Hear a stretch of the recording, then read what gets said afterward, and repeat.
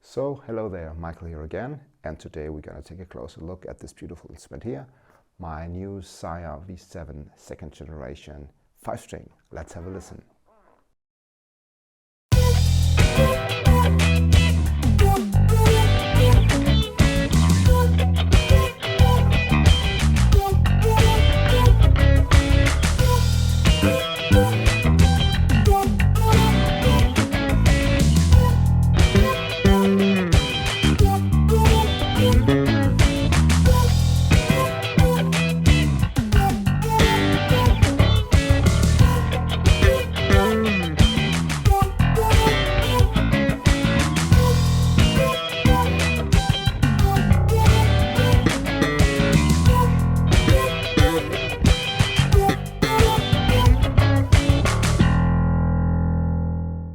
So as you can hear, the Sire V7 5-string has the same strength, the same beautiful sound as the V7 4-string. These, sizzly highs that a high-end jazz bass has, and very punchy mids, and a beautiful and very deep bottom end. So I have to say, sound-wise, this bass is just as good as the 4-string is, but quality-wise, I have to say, pretty much everything is a bit better. So it's really top-notch quality here. There were a few points. I don't know if you've seen the review of my 4-string. I've done that almost 2 years ago. I will link it here in the video so you can have a look if you want to. But there were a few points that I wasn't too crazy about with the 4-string. For example, the rolled off fretboard is really a beautiful feature, no doubt about that, but my 4-string had a few rough edges on a few frets, and here on the 5-string this is executed absolutely without any issues. It just feels so amazingly good. The neck really feels like, you're holding an instrument that costs, I don't know, 5 times as much or even more. Yeah, the feel is really beautiful. All the edges are gone, the rough edges. It's totally, beautiful, yeah, beautifully executed. So this is a feature I totally adore now because, yeah, quality-wise, absolutely without any issues. The battery cover is still made of this wooden plate. And in the review of the 4-string, I said that I would like to see the battery clips that the first generation had, but some of you commented, or quite a few of you commented in this review, that the battery clips just broke. You had to use some duct tape or whatever to get it going again, and that's not too nice. So I think I made up my mind. I mean, it looks very nice, and yet the batteries are still not empty, so you obviously don't have to change the batteries that regularly, even if you play on a daily basis. So that's a good thing. But I made up my mind, and I think a beautiful touch by Sire would be if they would replace this screwed-in wooden plate with something magnetic.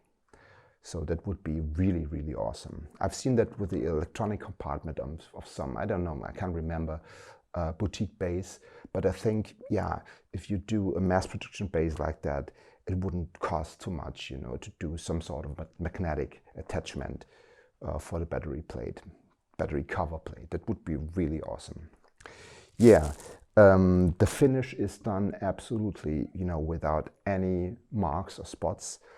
The sherbet green sparkle finish here on my 4-string had a few spots here and there, but this is absolutely, without any issues. It's absolutely beautiful, highest quality. It feels amazing. The bass has a swamp ash body, and the grain is just beautiful on both sides. The bridge changed a bit in comparison to the 4-string, but you still have the 2 options to string the instrument, either through the body from behind or through the bridge in the traditional way. It's being said that if you string the instrument through the body, you gain a bit of sustain and tone. But to be absolutely honest, I can't confirm that. I've tried both ways of stringing the instrument, and yeah, I can't tell you any difference, to be absolutely honest. Still, the strong point of this bass are the pickups and the 18-volt preamp in combination. It's just absolutely top-notch.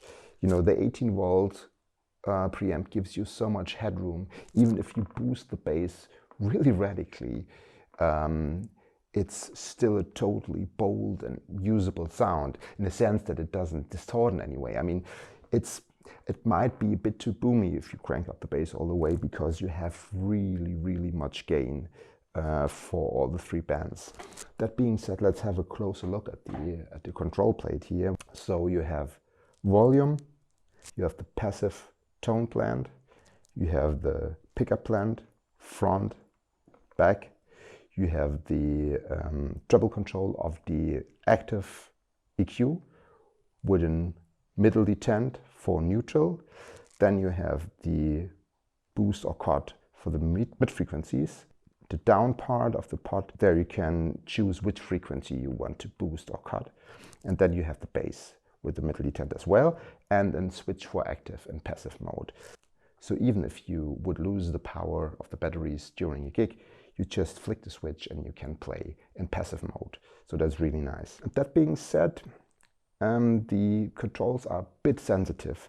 That means, let's say the pickup selector, if you just move it a tiny bit out of the center position, you change the value drastically. So even, you know, less than a quarter of a turn of the pot just plants the sound completely to the front or to the back. So you have to be a bit careful as well with the EQ, because just, you know, the tiniest motion gives you a really high amount of boost or cut. And especially with the bass, you have to be a bit careful, because it can get boomy. This bass just delivers, you know. If you dial in a lot of bottom end, that's what you get, because these 18-volt preamps, they're really tone monsters. Tuners are same as they were on the 4-string, so they work absolutely beautifully. No problems here, no complaints. Still a bone nut here. The width is 46 millimeters or 1.81 inch.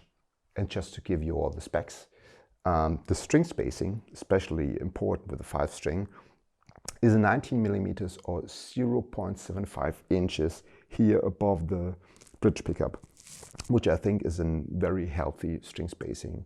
The weight of the instrument is 4.4 kilograms, which is 9.7 pounds. Bass has a swamp ash body, and yeah, it shows some really beautiful grain through this tobacco burst finish, which is done amazingly well.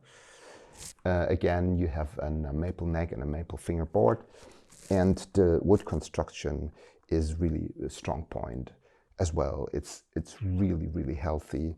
Even played acoustically, you have a very bold and tight tone.